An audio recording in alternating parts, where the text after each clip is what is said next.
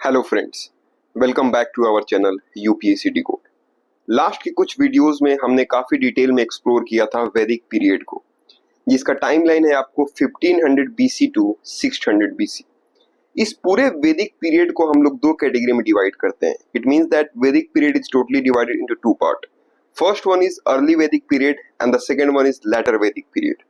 जो early Vedic period है इसका टाइमलाइन आपको मिलेगा 1500 टू 1000 बीसी, और जो लेटर वैदिक पीरियड है इसका टाइमलाइन आपको मिलेगा 1000 बीसी टू 600 बीसी। आज के वीडियो में हम लोग डिस्कस करने वाले हैं पूरे महाजनपद पीरियड को, जिसका टाइमलाइन अप्रोक्सीमेटली आपको मिलेगा 600 बीसी टू 300 बीसी। ये अप्रोक्स टाइमलाइन है इसका। जो अर्ली वैदिक पीरियड है इसको हम लोग ऋग्वैदिक काल भी बोलते हैं। Early Vedic period is also known as Rigvedic काल। इस समय लोगों का जो लाइफ स्टाइल था it was nomadic life style, और जो इकोनॉमी थी वो पेस्टोरल बेस्ड थी। पेस्टोरल बेस का मतलब होता है कि वो पशुपालन आधारित अर्थव्यवस्था थी। एग्रीकल्चर तो यहाँ पे अवेलेबल था, लेकिन एग्रीकल्चर वो सेकेंडरी था। और जो अर्ली वैदिक पीपल थे वो सप्त सिंधु वाले रीजन में रहते थे, यानी कि land of 7 reverse, Indus, Jhelum, Chenab, Ravi, Beas, Sutlej and Saraswati river. तो ये जो सप्त सिंधु वाला रीजन है ये इंक्लूड करता था पंजाब को, और उसके आसपास के जो एरिया थे उस रीजन को हम लोग सप्त सिंधु बोलते थे। क्लियर? इस समय की जो सोसाइटी थी वो ट्राइबल सोसाइटी थी। जो जन होते थे, जो लोगों का समूह होता था, वो सब मिलकर फैसला लेते थे। इस समय कोई बड़ी किंगडम नहीं थी। एक राजन होता था जिसे ट्राइबल चीफ बोला जाता था, लेकिन वो ट्राइबल हेड तो था, लेकिन वो एब्सोल्यूट रूलर नहीं था। उसके पास एब्सोल्यूट पावर्स नहीं थी।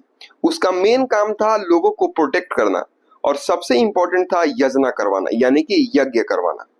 उस समय का जो रिलीजन था it was totally based upon nature worship, and they used to conduct the simple yajnas, यानी कि प्रकृति आधारित उनका धर्म था।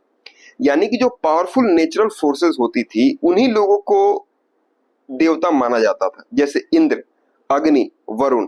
इंद्र को वार और रेन का देवता मानते थे, अग्नि को फायर का देवता मानते थे, और वरुण को कॉस्मिक ऑर्डर का गॉड माना जाता था।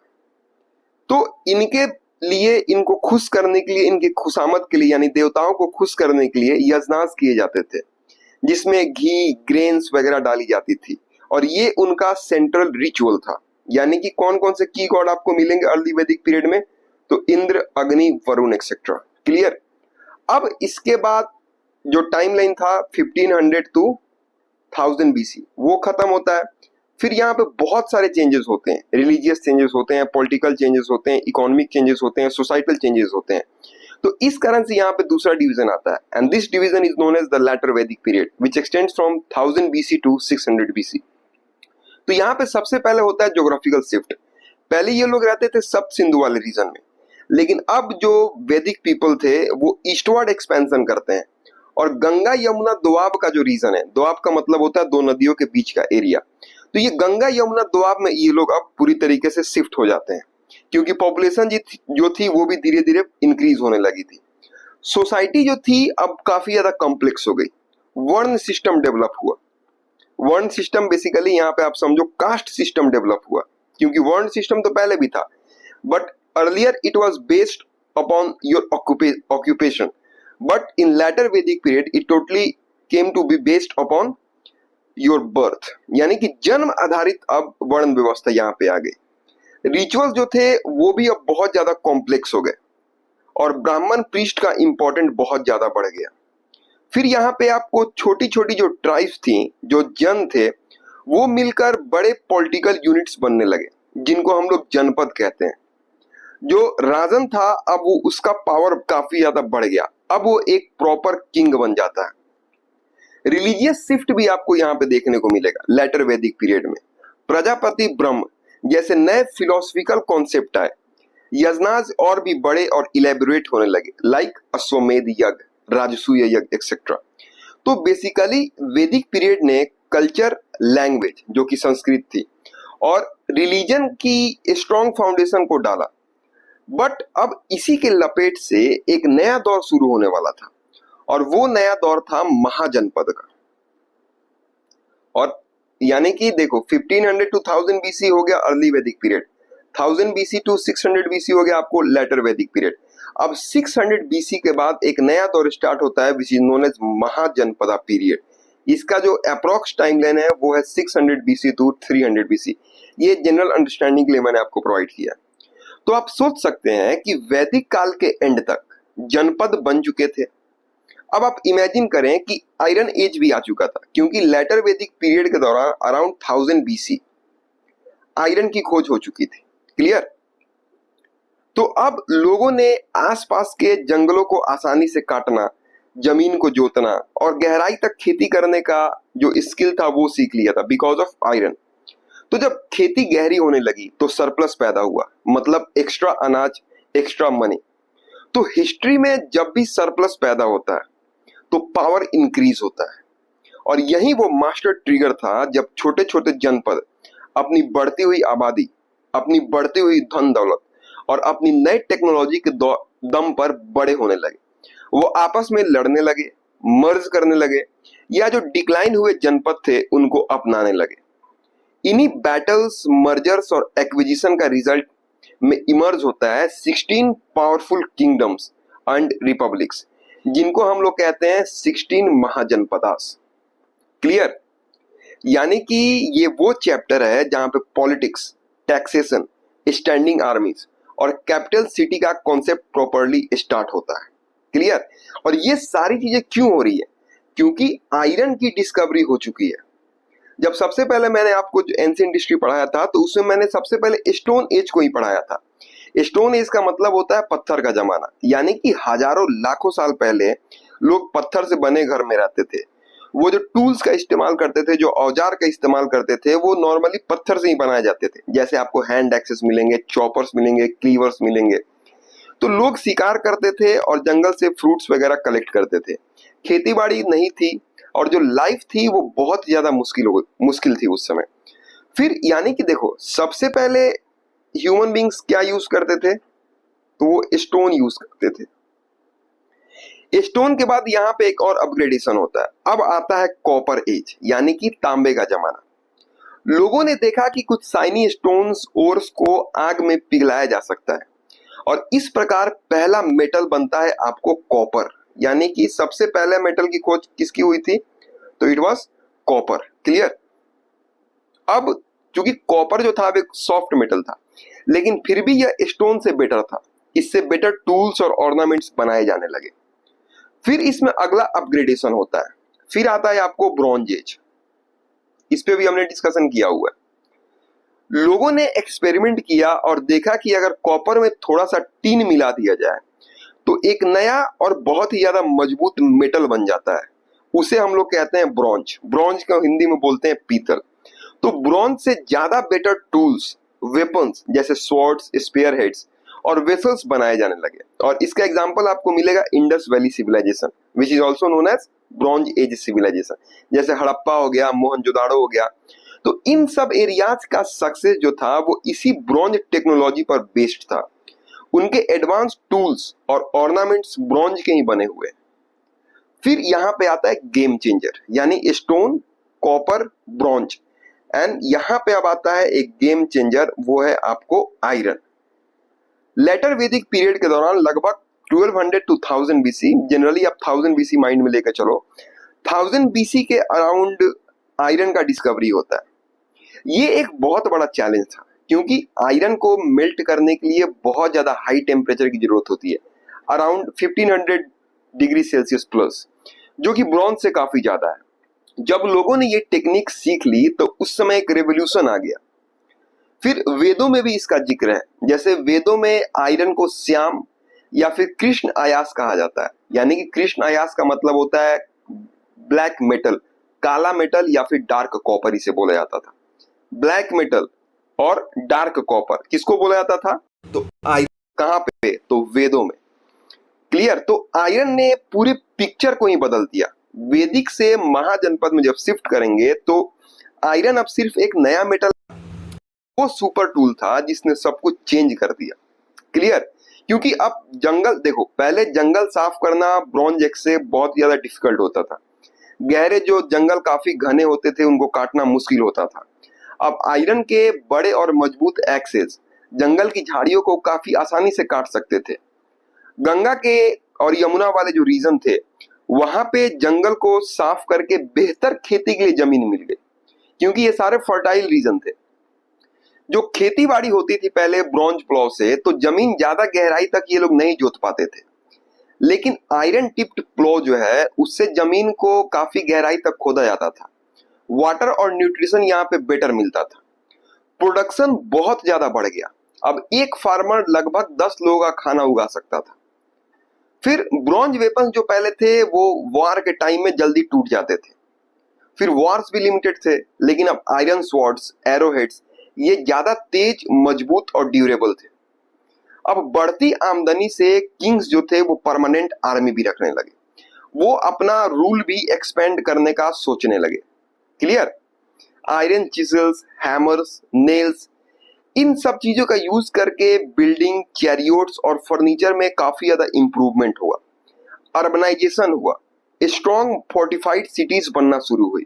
तो मेरा बस कहने का ये सेंस है कि आयरन जो था वो महाजनपद का मेन प्लेयर था, क्योंकि जब जंगल काटने के लिए आयरन एक्सेस आएंगे तो ऑब्वियस सी बात है खेती के लिए जमीन मिलेंगी, क्योंकि जब पेड़ पौधे साफ होंगे तो खेती के लिए जमीन मिलेगी।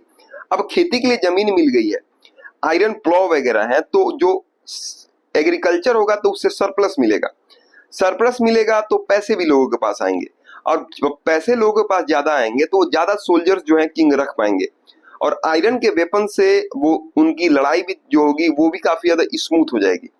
तो इसी से जो छोटी छोटी वैदिक ट्राइब्स थी जिन्हें जन बोलते थे, वो आपस में लड़कर या फिर मिलकर बड़ी किंगडम बनाने लगे।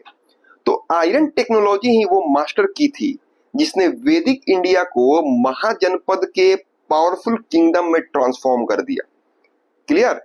जब अर्ली वैदिक पीरियड हम लोग पढ़ रहे थे तो वहां हमने जन का कॉन्सेप्ट देखा, जब लेटर वैदिक पीरियड हम लोग पढ़ रहे थे तो वहां हमने जनपद का कॉन्सेप्ट देखा। फिर अब इसके बाद ऑब्वियस सी बात है जनपद के बाद आएगा महाजनपद। क्लियर? तो पहले ये समझ लेते हैं कि महाजनपद आखिरकार आया कहां से। तो चूंकि देखो वैदिक काल में जन मतलब होता था एक ट्राइब या ग्रुप। जब ये ग्रुप किसी पार्टिकुलर एरिया में सेटल हो गया तो वो एरिया बन गया जनपद। जनपद दो वर्ड से मिलकर बना है, जन प्लस पद, इसका मतलब होता है फुटहोल्ड ऑफ अ पीपुल। और जब ये जनपद जो थे, जन से बना जनपद, फिर ये जनपद जब बड़े हो गए, पावरफुल हो गए और इन्फ्लुएंशियल हो गए, तो वही बन जाते हैं आपको महाजनपद। कॉन्सेप्ट एकदम सिंपल है। क्लियर? तो अब हम लोग आगे बढ़ते हैं और हम लोग देखते हैं सोर्सेज ऑफ महाजनपद हिस्ट्री के बारे में। क्लियर? यानी कि कोई भी चीज अगर हमारे पास अवेलेबल है, किसी भी चीज के बारे में अगर हम लोग स्टडी कर रहे हैं तो उसका कोई ना कोई सोर्स होगा। तो ये जो महाजनपद का इतिहास है इसके क्या सोर्स है? क्योंकि हम अक्सर हिस्ट्री के बुक्स में पढ़ते हैं कि 16 महाजनपद थे, देयर वर 16 महाजनपदास, लेकिन ये बात हमें पता कैसे कैसे चलती है? हमारे पास कोई टाइम मशीन तो था नहीं। तो महाजनपद पीरियड जो कि लगभग 600 बीसी से 300 बीसी का टाइम पीरियड है, ये कोई एक सिंगल हिस्ट्री बुक नहीं है। हमारे पास इंफॉर्मेशन का एक बंडल है जिसमें मेनली आपको रिलीजियस टेक्स्ट मिल जाएंगे, एंशिएंट लिटरेचर आपको मिल जाएंगे और आर्कियोलॉजी भी मिल जाएगा, और इन सब की मदद से हम एक पिक्चर तैयार करते हैं जिसको मेनली इसको दो पार्ट में डिवाइड करेंगे, literary sources and archaeological sources. Clear? तो देखो इस पीरियड में बुद्धिज्म, यानी महाजनपद का जब पीरियड चला था 600 टू 300 बीसी के अराउंड, तो इस पीरियड में बुद्धिज्म और जैनिज्म का भी उत्थान हुआ था। इनके ग्रंथों में, यानी जो बुद्धिस्ट टेक्स्ट हैं, जो जैन टेक्स्ट हैं, उनमें कंटेम्पररी सोसाइटी का भी डिस्क्रिप्शन मिलता है। तो सबसे पहले हम लोग देखते हैं बुद्धिस्ट टेक्स्ट के बारे में। बुद्धिस्ट टेक्स्ट हमारे सबसे मेन सोर्सेज हैं, यानी महाजनपद के बारे में जानकारी प्राप्त करने का सबसे जो मेन सोर्स है, उस मेन सोर्स का क्या नाम है? तो वो है बुद्धिस्ट सोर्स। क्लियर? तो बुद्धिस्ट सोर्स जो है ये हमारे सबसे मेन सोर्स है। इसमें आपको मिलता है त्रिपिटक। त्रिपिटक कौन सा टेक्स्ट है, किस रिलीजन से रिलेटेड है ये? तो ये किस सेक्ट से रिलेटेड है? तो ये है बुद्धिस्ट रिलीजन से रिलेटेड है ये। तो स्पेशली जो त्रिपिटक में जो सुत्त पिटक आता है, सुत्त पिटक में स्पेशली इनके बारे में मेंशन किया गया है। जैसे कि अंगुत्तर निकाय नाम का एक टेक्स्ट है, इसमें 16 महाजनपद का क्लियर लिस्ट दिया गया है। क्लियर? तो सबसे पहला सोर्स कहाँ कैसे पता चलता है हमको? तो बुद्धिस्ट टेक्स्ट है त्रिपिटक। त्रिपिटक के अंतर्गत आता है अंगुत्तर निकाय। इस अंगुत्तर निकाय में 16 महाजनपदों का एक क्लियर लिस्ट दिया गया है। साथ ही साथ जातक कथाएं भी हैं। जातक कथा का मतलब होता है, जातक कथाएं भी बुद्धिस्ट टेक्स्ट से रिलेटेड है। जातक कथाओं में जो लॉर्ड बुद्धा थे उनके प्रीवियस बर्थ की स्टोरीज हैं। ये स्टोरीज उस समय के सोशल, इकोनॉमिक और पॉलिटिकल लाइफ पर बहुत ही ज्यादा प्रकाश डालती हैं। इनमें किंग्स, ट्रेडर्स, फार्मर्स सबके बारे में डिटेल डिस्क्रिप्शन दिया हुआ है। तो बुद्धिस्ट टेक्स्ट से हमें महाजनपदास के बारे में जानकारी मिलती है। फिर जैन टेक्स्ट भी है। जैन टेक्स्ट से भी हमें महाजनपदास के बारे में जानकारी मिलती है। जैसे भगवती सूत्र हो गया, अचरंगा सूत्र हो गया। तो भगवती सूत्र में भी 16 महाजनपदों का लिस्ट और उनके आपस के रिलेशन का वर्णन मिलता है। फिर जो अचरंगा सूत्र है, इसमें जैन मॉन्क्स के लिए रूल्स हैं, लेकिन उसी के साथ साथ उस समय के ज्योग्राफी और कल्चर के बारे में भी हमें पता चलता है। क्लियर? फिर आपको वैदिक और यानी कि देखो बहुत सारी चीजें मैंने यहाँ प्रोवाइड की है। Vedic and Sanskrit literature, Puranic sources, fortification, pottery, NBPW, coins वगैरह सॉरी लेकिन जो मेन है, मेन बस ये दो माइंड में लेके चलना है, बुद्धिस्ट टेक्स्ट और जैन टेक्स्ट। इसमें भी सबसे ज्यादा इंपॉर्टेंट कौन है? तो वो है Buddhist text. So let's discuss about the वैदिक एंड द संस्कृत लिटरेचर, यानी कि लेटर वैदिक लिटरेचर। वेदास का जो लेटर पार्ट था, जैसे ब्राह्मण ग्रंथ, उपनिषद, इनमें जनपदों के नाम और उनके पॉलिटिक्स की छोटी मोटी जानकारी मिलती है। महाभारत से भी हम आइडिया लगा सकते हैं कि हो सकता है कि ये इसी पीरियड में कंपोज हुआ हो सकता है, इट्स नॉट कंफर्म। इसमें हमें कुरु, पंचाल, मगध जैसे महाजनपदों के बारे में पढ़ने को मिलता है। लेकिन महाभारत चूंकि एक एपिक है, इसलिए इसको हिस्टोरिकल फैक्ट की तरह लेने से पहले केयरफुल एनालिसिस की बहुत ज्यादा जरूरत होती है। फिर आपको पुराणिक सोर्सेज भी हैं। अब विष्णु पुराण, भगवत पुराण जैसे टेक्स्ट में डिफरेंट डायनेस्टीज की वंशावली मिलती है, लेकिन ये बहुत बाद में लिखे गए थे, इसलिए इनको वेरीफाई करना भी काफी जरूरी होता है। तो लिटरेरी सोर्सेज में आपको कौन कौन आएंगे? बुद्धिस्ट टेक्स्ट, जैन टेक्स्ट, वैदिक and Sanskrit literature and Puranik sources, जिसमें मेन आपको लेकर चलना है Buddhist text and Jain text, क्योंकि यहाँ पे बहुत ज्यादा एनालिसिस की जरूरत होती है, Vedic and Sanskrit literature and in the Puranik sources. Clear? तो अब आता है आपको एक और पार्ट इसका, आर्कियोलॉजिकल सोर्सेज। आर्कियोलॉजिकल सोर्सेज का सिंपल मतलब आप समझो द फिजिकल एविडेंस, यानी कि जो जमीन हमें बताती है। ये सबसे सॉलिड प्रूफ हमें आर्कियोलॉजी से ही मिलता है। टेक्स्ट में जो कहा गया है उसको कंफर्म करती है आर्कियोलॉजी। इस पे पहले ही मैंने काफी डिटेल में वीडियो बना दिया, पहला वीडियो यही था। तो अब देखो, अब आर्कियोलॉजिकल सोर्सेज में क्या आपको मिलेगा? तो फोर्टिफिकेशन, जैसे राजगीर जो कि मगध का कैपिटल था, राजगीर की दीवारों के रूइंस जो है आज भी दिख जाते हैं। ये कंफर्म करते हैं कि किंगडम अपने आप को प्रोटेक्ट कर रही थी। फिर आपको पॉटरी मिल जाएगा। इसमें एक बात ध्यान रखना, एनबीपीडब्ल्यू, एनबीपीडब्ल्यू का मतलब होता है नदर्न ब्लैक पॉलिश्ड वेयर। ये एकदम कैरेक्टरिस्टिक साइनी ब्लैक पॉटरी थी जो इसी पीरियड की है। किस पीरियड की? महाजनपदास। तो जब कभी भी एनबीपीडब्ल्यू मिलती है तो ये सिंपल सा एनालिसिस होता है कि वहां कोई महाजनपद एरा का सेटलमेंट था। फिर आपको कॉइन्स भी मिलेंगे, यानी fortification, pottery and then coins. Punch mark coin यहाँ पे मिलते हैं। ये सबसे पहले कॉइन्स थी। इनपे किसी किंग या किंगडम का सिंबल जो था वो पंच मार्क किया होता था। ये ट्रेड और इकोनॉमी को प्रूव करती हैं। फिर एक्सकेवेटेड जो सिटी साइट्स हैं उन पे हम लोग डिस्कशन करते हैं, जैसे हस्तिनापुर हो गया, कौशाम्बी हो गया, वैशाली हो गया। तो इन जैसे साइट्स के एक्सकेवेशन से हमें हाउसेस, रोड्स और टूल्स मिले हैं जो सिटी लाइफ को दिखाते हैं। क्लियर? तो ऐसे ही इन सारे सोर्सेस जैसे रिलीजियस टेक्स्ट, एंशिएंट लिटरेचर और सबसे इंपॉर्टेंट आर्कियोलॉजिकल सोर्सेस, इन सारे एविडेंस को मिलाकर हिस्टोरियंस ने ये तस्वीर बनाई और हिस्ट्री को रिकंस्ट्रक्ट किया और ये बताया कि 600 बीसीई के आसपास भारत में 16 बड़े बड़े राज्य एग्जिस्ट करते थे, which is known as Mahajanapadas. अब आखिरकार ये 16 महाजनपद कौन कौन से थे? Let's discuss about that. देखो, ये जो 16 महाजनपद है ना, इनको हम लोग जनरल अंडरस्टैंडिंग के लिए इट्स नॉट लाइक दैट कि ऐसा डिवीजन है। जनरल अंडरस्टैंडिंग के लिए इनको हम लोग 4 पार्ट में डिवाइड कर सकते हैं। पहला है नॉर्दर्न स्टेट, क्लियर।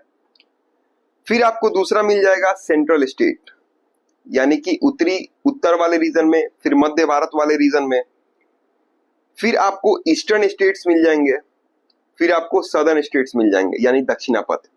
तो 4 कैटेगरी में इसको हम लोग डिवाइड कर सकते हैं फॉर जनरल अंडरस्टैंडिंग।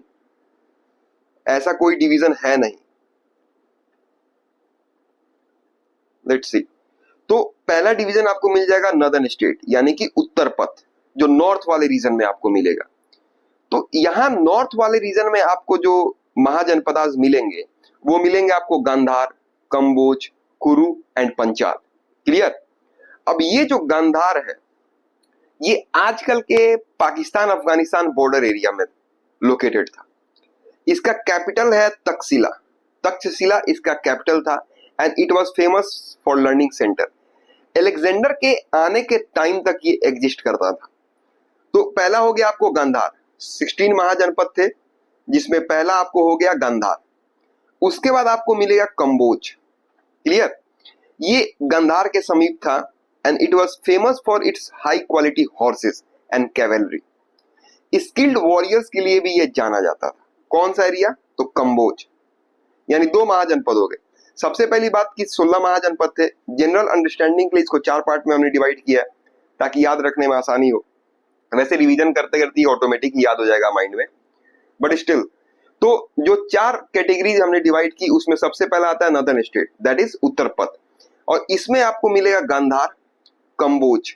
गांधार जो है यह पाकिस्तान वाले, अफगानिस्तान पाकिस्तान के बॉर्डर वाले रीजन में आपको मिलेगा।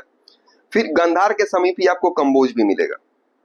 फिर आपको मिलेगा कुरु, कुरु महाजनपद। ये हरियाणा दिल्ली वाले रीजन में है। इसका कैपिटल था आपको इंद्रप्रस्थ, यानी कि पुरानी दिल्ली। पुराना दिल्ली का नाम इंद्रप्रस्थ था। तो महाभारत का ये एपिक सेंटर था। बाद में यहाँ पे डेमोक्रेसी भी डेवलप होती है। Gandhara, Kamboja, Kuru and last northern state is, northern mahajanapada is Panchala. Panchala जो है यह वेस्टर्न उत्तर प्रदेश वाला रीजन है। इसमें 2 पार्ट आपको मिलेंगे, north Panchal and south Panchal. यह एजुकेशन और कल्चर का इंपॉर्टेंट सेंटर था, क्लियर। तो यानी कि 4 महाजनपद हो गए, गांधार, कंबोज, कुरु एंड पंचाल। इनका लोकेशन क्या था वो मैंने आपको बता दिया। अब फिर आपको सेंट्रल स्टेट्स देखने को मिलेंगे। इसमें आपको काशी हो जाएगा, कौशल हो जाएगा, वत्स हो जाएगा, अवंती हो जाएगा, चेदी हो जाएगा, सौरसेन हो जाएगा और मत्स्य हो जाएगा, clear.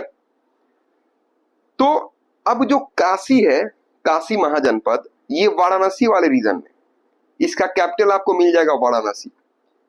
It was a rich and cultural centre. Silk और टेक्सटाइल ट्रेड के लिए भी ये फेमस था। कौन सा प्लेस? तो काशी। काशी के बाद आपको मिलेगा कौशल। तो अयोध्या वाले रीजन में ये लोकेटेड था। इसका कैपिटल था श्रावस्ती। बुद्धा का यह इंपॉर्टेंट सेंटर था। किंग प्रसेनजीत इसके फेमस रूलर थे जो कि बुद्धा के कंटेम्प्रोरी थे। फिर आपको वत्स महाजनपद भी मिलेगा। ये इलाहाबाद और कौशाम्बी वाला एरिया है। इसका कैपिटल कौशाम्बी था। यह एक इंपॉर्टेंट ट्रेड सेंटर था, क्लियर। फिर इसके बाद आपको मिलेगा अवंती। अवंती जो था यह मालवा रीजन में लोकेटेड था, जिसका कैपिटल था उज्जैन। यह एक पावरफुल किंगडम था, लेकिन बाद में यह मगध में जाके मर्ज हो जाता है। किंग प्रदोत इसके अवंती के फेमस रूलर थे। फिर आपको चेदी महाजनपद मिलेगा जो कि बुंदेलखंड रीजन में है, एमपी यूपी का बॉर्डर। इसका कैपिटल सुक्तिमती था। और शिशुपाल जो था, जो कि महाभारत का कैरेक्टर है, शिशुपाल यहीं का था, क्लियर। फिर आपको सूरसेना मिलेगा, मथुरा वाला रीजन, इसका कैपिटल मथुरा था, यादव क्लैन का ये सेंटर था और लॉर्ड कृष्णा से ये एसोसिएटेड था। फिर आपको मत्स्य महाजनपद मिलेगा, राजस्थान, जयपुर और अलवर वाला जो एरिया है वहां पे लोकेटेड था, and it was famous for Matsya avatar connection. इसका कैपिटल था विराटनगर। पांडवाज ने एग्जाइल में यहीं पे टाइम बिताया था, कहां पे, तो मत्स्य में। क्लियर। फिर ईस्टर्न स्टेट की अगर हम लोग बात करते हैं तो इसमें आपको मिलेगा अंग, मगध, वज्जी एंड मल महाजनपद। तो अंग जो है यह ईस्टर्न बिहार में लोकेटेड है, इसका कैपिटल चंपा था। यह पहले इंडिपेंडेंट था लेकिन बाद में मगध ने इसको जीत लिया, इसको कॉन्कर कर लिया। ट्रेड और कॉमर्स में अंग महाजनपद काफी एडवांस था। फिर मगध आपको मिलेगा, मेन तो यही है, इसी पे मेन डिस्कशन अपने को करना है। मगध सदर्न बिहार में लोकेटेड था, कैपिटल इसका राजगिरी था, आजकल इसको राजगीर बोलते हैं। यह सबसे पावरफुल बनता है जिससे बाद में मौर्यन एम्पायर की नींव रखी जाती है। आयरन माइंस के अवेलेबिलिटी के कारण यह वेल्दी था। बिंबिसार और अजात शत्रु इसके फेमस रूलर थे। फिर आपको वज्जी महाजनपद मिलेगा, यह एक रिपब्लिक था यानी कि गणराज्य था, वैशाली एरिया में लोकेटेड था। लिच्छवी क्लैन का फेडरेशन था। There was no single king, assembly से यहाँ पे रूलिंग होती थी and it was famous for its administration. फिर आपको मल महाजनपद मिलेगा, यह भी रिपब्लिक था, इसके दो पार्ट थे, कुशीनगर और पावा। बुद्धा ने यहीं पे निर्माण प्राप्त किया था। यह भी असेंबली ऑफ लीडर से गवर्न होता था। फिर आपको फोर्थ कैटेगरी मिलेगी southern state, that is Dakshinapatha, southern mahajanapada. यह है असमक महाजनपद। यह गोदावरी रिवर का जो रीजन है वहां पे लोकेटेड था। ये विंध्यास के साउथ में एकमात्र महाजनपद था जो कि लोकेटेड था, यानी विंध्यास जो माउंटेन रेंज है उससे साउथ में यह लोकेटेड था। बाद में यह मौर्यन एम्पायर का पार्ट बनता है। क्लियर। तो जो 16 महाजनपद थे वो कौन कौन से थे वो मैंने आपको एक जनरल ब्रीफ आइडिया दे दिया है, क्योंकि मेन टॉपिक महाजनपद अगर पढ़ाई होता है तो मेन फोकस रहता है मगध पे, मगध महाजनपद पे, क्योंकि मगध महाजनपद ही सबसे पावरफुल जनपद था, महाजनपद था। क्लियर। अब ये जो महाजनपदास थे इनका पॉलिटिकल सेटअप कैसा था, तो महाजनपदास पॉलिटिकल सिस्टम, ये दो मेन प्रकार के यहां पे पॉलिटिकल सिस्टम थे, मोनार्की एंड रिपब्लिक। मोनार्की का मतलब होता है राजतंत्र, रिपब्लिक का मतलब होता है गणतंत्र। क्लियर। तो मोनार्की का मतलब होता है सिंपल कि एक किंग का रूल, एक राजा और उसका रूल। रिपब्लिक का मतलब होता है कि असेंबली या फिर ग्रुप का रूल। क्लियर। सॉरी। अब मोनार्की का मतलब हो गया एक किंग का रूल। अब देखो, मगध, कोसल, अवंती, काशी। मगध का कैपिटल था आपको राजगिरी। यह सबसे पावरफुल मोनार्की था। कौन, तो मगध। फिर आपको कोसल मिलेगा, कोसल का कैपिटल था अयोध्या। किंग प्रसेनजीत यहाँ के फेमस रूलर थे। फिर मिलेगा आपको अवंती, अवंती का कैपिटल था उज्जैन। किंग प्रद्योत यहाँ पे काफी फेमस थे। फिर है काशी, काशी का कैपिटल था वाराणसी। यह एक रिच और कल्चरल सेंटर था। यानी मैं बस आपको ये बताना चाहता हूं कि महाजनपदास काल में दो तरीके का पॉलिटिकल सिस्टम था। एक था मोनार्की, तो मोनार्कियल सिस्टम कहाँ कहाँ पे था, तो मगध में, कौशल में, अवंती में, काशी वगैरह, ये सब मेन मेन सेंटर थे, मेन मेन टाइप थे वहां पे। फिर आपको मिलेगा रिपब्लिक। अब रिपब्लिक कहाँ कहाँ पे था, तो Vajji confederation, Malla republic, Kamboja and others में। क्लियर। तो देखो, जो वज्जी यहाँ पे लिखा हुआ 8 क्लैंस, यह 8 क्लैंस का एक फेडरेशन था। Generally we can call it confederation. Vaishali area and Licchavi clan was prominent here. फिर जो मल रिपब्लिक था, ये दो ब्रांच में डिवाइडेड था, जैसा मैंने पहले भी आपको बताया, कुशीनगर और पावा। फिर जो कंबोज था, यह एक रिपब्लिकन सिस्टम था। स्किल्ड हॉर्समैन और वॉरियर्स वगैरह यहाँ पे अवेलेबल थे। क्लियर। अब इतने सारे चूंकि महाजनपद हैं, तो ऐसे कौन से महाजनपदास थे जिनको स्ट्रेटेजिक एडवांटेज मिला हुआ था, यानी कि 16 महाजनपद थे, तो ज्योग्राफी के कारण, लोकेशन के कारण कुछ ना कुछ तो उनको फायदा होगा। तो यहाँ पे मगध को काफी एडवांटेज मिला हुआ था। मगध का एडवांटेज क्या था कि यहाँ पे फर्टाइल लैंड था, एग्रीकल्चर की परफेक्ट होता है। यहाँ पे आयरन माइंस थे जो कि वेपन्स और टूल्स बनाने के लिए परफेक्ट है। फिर यहाँ पे नेचुरल फोर्ट्स थे, यानी कि पहाड़ियों से ये प्रोटेक्टेड था।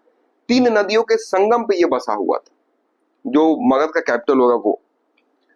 फिर यहाँ पे इमर्जिंग पावर भी आपको देखने को मिलेगा मगध में, जैसे बिंबिसार हो गया, अजातशत्रु हो गया, इन जैसे स्ट्रॉन्ग रूलर्स यहाँ पे इमर्ज होते हैं। इन सब पे भी हम लोग डिटेल में डिस्कशन करेंगे। जब मैं मौर्य एम्पायर के स्टार्ट करूंगा तो जो क्रोनोलॉजी होगी, उस क्रोनोलॉजी को जब मैं समझाऊंगा वहां पे हम लोग इनके बारे में डिस्कशन करेंगे। क्लियर। फिर ऐसा ही एक महाजनपद था अवंती। अवंती के पास भी कुछ स्ट्रेटेजिक एडवांटेजेस थे, जैसे ट्रेड रूट्स। सेंट्रल लोकेशन में लोकेटेड था तो ट्रेड रूट्स इससे होके जाते थे। इनके पास स्ट्रॉन्ग आर्मी थी, यानी कि मिलिट्री पावर स्ट्रॉन्ग थी। सेंट्रल लोकेशन था, यानी कि स्ट्रेटेजिक एडवांटेज ऑटोमेटिक मिलेगा। लेकिन अब यहाँ पे अल्टीमेट विनर कौन बनता है? तो अल्टीमेट विनर बनता है यहाँ पे मगध एम्पायर। सबसे सक्सेसफुल रहा, ग्रेजुअली सारे किंगडम्स को इसने कॉन्कर किया, मौर्यन एम्पायर का फाउंडेशन बनाई। लेकिन ये जो अवंती किंगडम था जिसके पास भी स्ट्रेटेजिक एडवांटेज थे, ये इसका क्या हुआ? तो ये एक स्ट्रॉन्ग कंटेंडर था, बट अल्टीमेटली मगध ने इसको डिफीट कर दिया। क्लियर। एंड जो रिपब्लिक्स थे वो इवेंचुअली मोनार्की से हार गए, क्योंकि उनमें यूनिटी की कमी थी और एक्सटर्नल थ्रेट्स का जो एफिशिएंटली अपोज होता है, वो जैसे कि कोई एक्सटर्नल थ्रेट होता है उसको जो एफिशिएंटली अपोज करते हैं, ये रिपब्लिक्स उसे नहीं कर पाए। मोनार्कीज जो है वो बेटर ऑर्गेनाइज हो पाए वारफेयर और एक्सपेंशन के लिए। ये पॉलिटिकल जो कंपटीशन था, ये फाइनली एक unified empire that was Magadh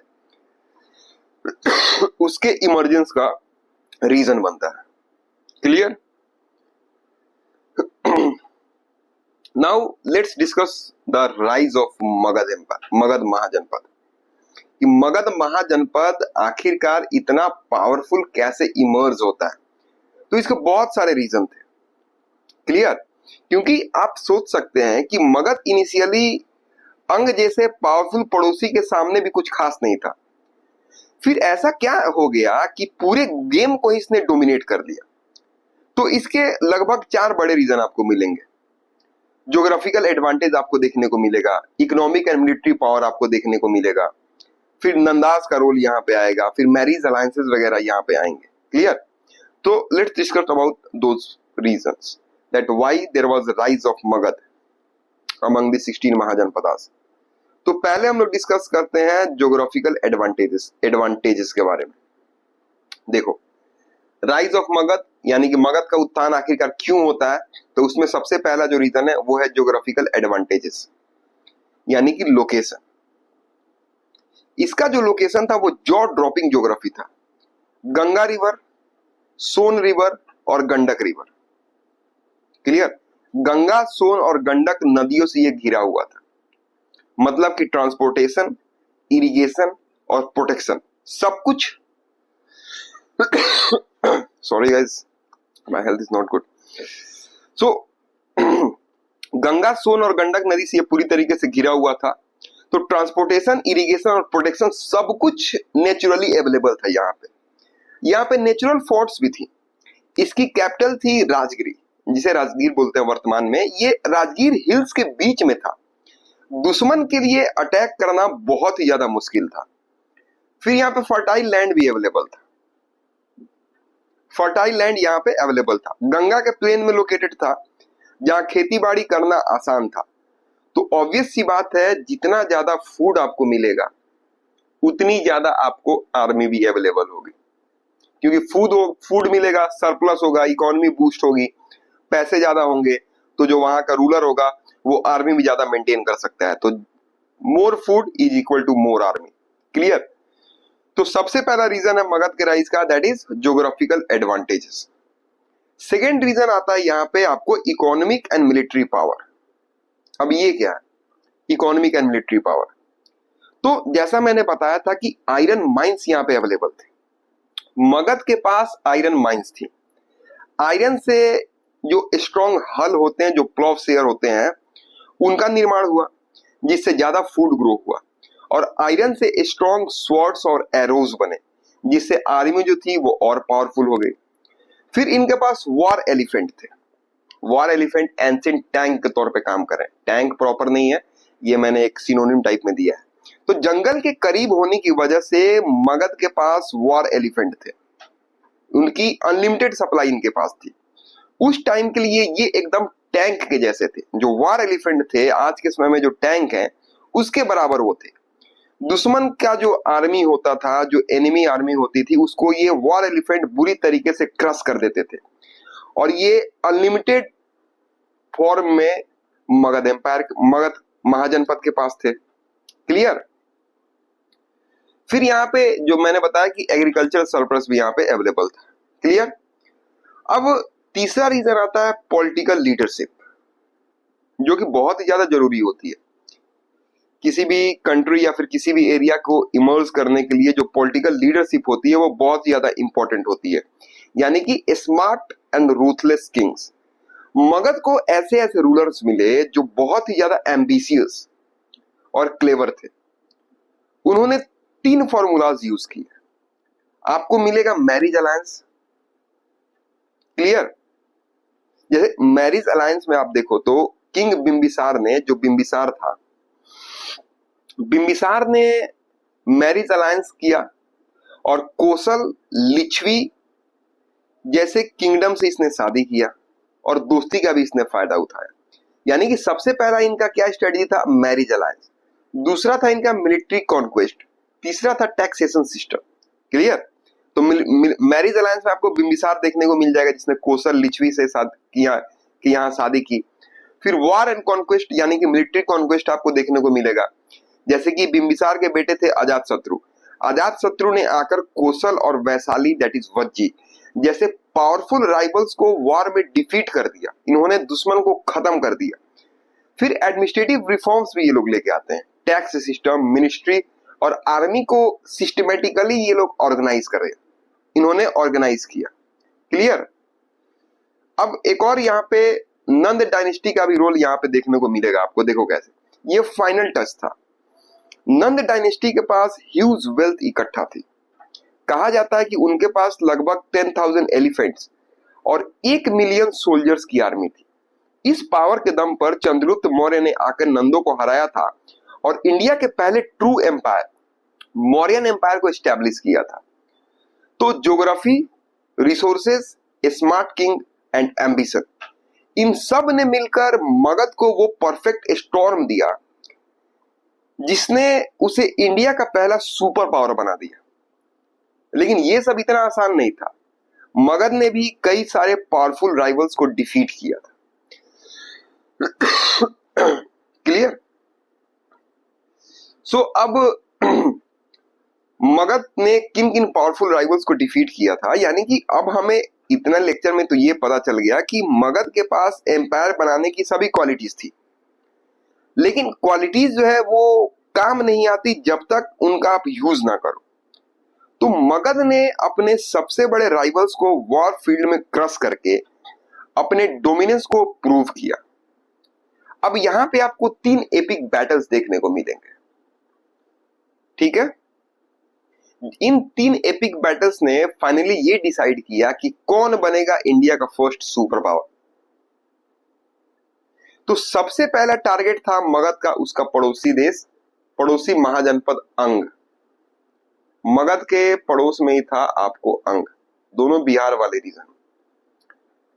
तो सबसे पहला टारगेट आपको कौन मिलेगा मगध का? तो वो मिलेगा आपको अंग, अंग महाजनपद। अंग जो था यह मगध से भी अमीर और डेवलप था। और लीजेंडरी ये है कि किंग बिंबिसार ने अपने बेटे अजातशत्रु को भेजकर अंग महाजनपद को डिफीट कर दिया। ये पहला मेजर कॉन्क्वेस्ट था जिसने मगध की ट्रेजरी को बूस्ट किया और एक क्लियर मैसेज दिया कि मगध अब इस गेम में, इस पावर गेम में खेलने के लिए बिल्कुल तैयार है। क्लियर। फिर उसके बाद सेकेंड फेज जो यहां पे आता है आपको, इसका जो सबसे पहला राइवल कौन था? अंग। अंग को उसने डिफीट किया। दूसरा इसका राइवल था बड़ा वाला, वो था कोसल, कोसल महाजनपद। इंटरेस्टिंग बात यह है कि दोनों किंगडम रिश्तेदार थे। मगध और कोसल, ये दोनों किंगडम एक दूसरे के रिश्तेदार थे। मगध के किंग जो बिंबिसार थे, बिंबिसार की शादी कोसल के किंग प्रसेंजित की बहन से हुई थी। लेकिन जब कन्फ्लिक्ट्स इंक्रीज हो गए तो ये फैमिली ड्रामा जो था ये वॉर में तब्दील हो गया। कहीं कहीं ये भी कहते हैं कि प्रसेंजीत ने बिंबिसार को कैद कर लिया था। फिर अजात शत्रु ने आकर कोसल को सीरियसली डिफीट किया और काशी जैसे अमीर एरियाज को भी अपने एम्पायर में मिला लिया।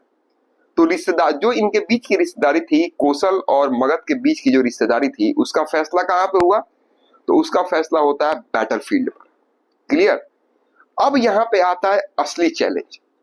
जो थर्ड फेज है वो आता है असली चैलेंज। ये था अल्टीमेट चैलेंज, रियल चैलेंज। क्योंकि मगध का जो सबसे पावरफुल राइवल था वो था वज्जी कॉन्फेडरेसी। वज्जी एक रिपब्लिक था, यह एक मोनार्की, यहाँ पे मोनार्कियल सिस्टम नहीं था, यानी असेंबली मिलकर रूलिंग करती थी। इनका कैपिटल था आपको वैशाली, जैसा मैंने पहले बताया। ये लोग बहुत स्ट्रॉन्ग, प्रॉस्परस और यूनाइटेड थे। वज्जी को डिफीट करना बहुत ही ज्यादा मुश्किल था स्ट्रेटजी से, लेकिन स्ट्रेटजी के कारण बहुत ही लंबे समय, यानी कि काफी लंबा और ब्लडी वॉर हुआ, लगभग 16 साल तक। 16 साल के ब्लडी वॉर के बाद मगध जो है यह फाइनली वज्जी को डिफीट करने में सफल रहता है। और ये विक्ट्री जो थी यह मोनार्की की रिपब्लिक पर विक्ट्री थी। क्योंकि मगध में कौन सा सिस्टम था? मोनार्कियल सिस्टम था। वज्जी में कौन सा सिस्टम था? तो रिपब्लिकन सिस्टम था। तो मगध ने वज्जी को फाइनली 16 साल के बाद डिफीट कर दिया। तो मोनार्की का यह जीत था किस पे? रिपब्लिक पे। तो सिंपल हम लोग बोल सकते हैं कि देखो, सिंपल ये बोला जा सकता है यहाँ पे कि डिप्लोमेसी, बिट्रेयल और innovation and pure military might, इन सब स्ट्रेटजीज का यूज करते हुए मगध ने अपने सबसे बड़े राइवल को डिफीट किया। अब मगध के आगे कोई नहीं था, क्योंकि जो सबसे पावरफुल महाजनपद था, जो सबसे पावरफुल इनका राइवल था, वो था वज्जी। वज्जी को भी इन्होंने डिफीट कर दिया। तो ऑब्वियस सी बात है, इनके आगे अब कोई नहीं था। तो यहां पे होता है मगध एम्पायर का असली फाउंडेशन। और इसी स्ट्रॉन्ग बेस पर आगे नंद डायनेस्टी और फिर चंद्रगुप्त मौर्य ने इंडिया के सबसे पहले अखंड एम्पायर, मौर्यन एम्पायर को एस्टैब्लिश किया। क्लियर? तो यही सारी चीजें मैंने यहाँ पे प्रोवाइड की हुई हैं। आप इसको नॉर्मल रीडिंग करके भी समझ सकते हो। अब देखो, अब हम लोग बार बार उसी समय से मगध एम्पायर पे फोकस कर रहे हैं, लेकिन ऐसा नहीं है कि दूसरे एम्पायर्स इंपॉर्टेंट नहीं थे। क्योंकि 16 महाजनपद है, तो इनमें से कुछ कुछ जो इंपॉर्टेंट है उनके बारे में हम चर्चा कर लेते हैं। क्योंकि कुछ ऐसे भी यूनिक पॉलिटिकल एंटिटीज थी जो किंगडम भी नहीं थी। क्लियर? कुछ बहुत ज्यादा पावरफुल किंगडम थी और कुछ ऐसी थी जो किंगडम भी नहीं थी। तो इसमें आपको देखने को मिलेगा वेस्टर्न पावर हाउस। जो अवंती है, अवंती को बोलते हैं वेस्टर्न पावर हाउस। यह मगध का एक कॉम्पिटिटर था। इसका कैपिटल था उज्जैन, जो कि एक बहुत बड़ा ट्रेड सेंटर था। उज्जैन क्या था? तो उज्जैन एक बहुत बड़ा ट्रेड सेंटर था। अवंती के जो किंग थे, किंग प्रद्योत, ये बहुत पावरफुल और एग्रेसिव थे। उन्हें चंद प्रद्योत भी कहा जाता था। मीनिंग होता है चंद प्रद्योत का मतलब है कि द फियर्स। मगध के साथ उनका डायरेक्ट कंपटीशन था और दोनों में कई वॉर्स भी हुए, लेकिन मगध फाइनली जीता। लेकिन अवंती ओवरऑल एक टफ कंपटीटर था। फिर कोसल, अयोध्या वाले रीजन में, Kosala was a cultural and economic hub. तो कोसल भी एक बहुत अमीर और पावरफुल किंगडम था। इसका कैपिटल कहाँ था? तो अयोध्या। राजा किंग प्रसेनजीत, ये काफी फेमस रूलर थे। कोसल का कंट्रोल जो है यह काशी यानी कि वाराणसी जैसे अमीर सिटी पर था, जो कल्चर, रिलीजन और ट्रेड का सेंटर था। मगध से रिश्तेदारी के बावजूद भी दोनों के बीच वॉर हुई और आखिर में मगध ने कोसल को भी अपने आप में मर्ज कर लिया। फिर एक और आपको मिलेगा वज्जी कॉन्फेडरेसी, और भी किंगडम है जैसे चेदी हो गया, मत्स्य हो गया। फिर जो वज्जी कॉन्फेडरेसी भी आपको देखने को मिलेगा, जिसपे अभी हमने डिटेल में डिस्कशन किया कि इसमें 8 अलग अलग क्लैंस वगैरह थे और सबसे ज्यादा टाइम लगा इन्हीं को डिफीट करने में, लगभग 16 साल। क्लियर? तो यहाँ एक किंग नहीं, बल्कि देखो सबसे इंटरेस्टिंग पार्ट है ये वज्जी कॉन्फेडरेसी। कैसे? क्योंकि वज्जी कोई किंगडम नहीं था, ये एक कॉन्फेडरेसी था। इसमें 8 अलग अलग क्लैंस मिलकर एक यूनियन बनाते थे, जिसमें लिच्छवी सबसे फेमस था, लिच्छवी क्लैन। यहाँ एक किंग नहीं बल्कि एक असेंबली होती थी, जहां रिप्रेजेंटेटिव मिलकर फैसला लेते थे, और ये एक प्रकार का रिपब्लिक था। वो लोग बहुत प्रॉस्पर थे। कौन? तो वज्जी जो कॉन्फेडरेसी थी, यहाँ के लोग बहुत प्रॉस्परस थे, और उनकी यूनिटी ही उनकी सबसे बड़ी स्ट्रेंथ थी। क्यों? क्योंकि मगध को इन लोगों को डिफीट करने में कितने साल का समय लगा था? तो 16 ईयर्स। क्लियर? और इनके अलावा भी बहुत सारे जनपद वगैरह आपको देखने को मिल जाएंगे, जैसे कि गंधार हो गया, कंबोज हो गया, काशी हो गया, चेदी और मत्स्य वगैरह हो गया। ठीक है, इन सब के बारे में, इनके लोकेशन के बारे में मैंने आपको आइडिया दे दिया है।